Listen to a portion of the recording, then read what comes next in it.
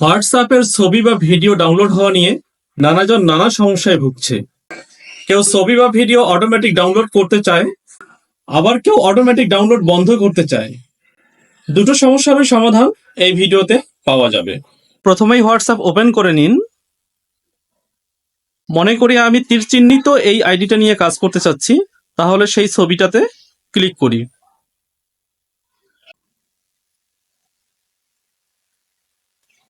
এবার ছোট হাতের আইয়ের মতো দেখতে এই বাটনটিতে ক্লিক করুন।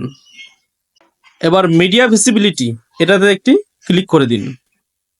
এবার এখানে তিনটা অপশন দেখাচ্ছে, ডিফল্ট ইয়েস, ইয়েস এবং নো।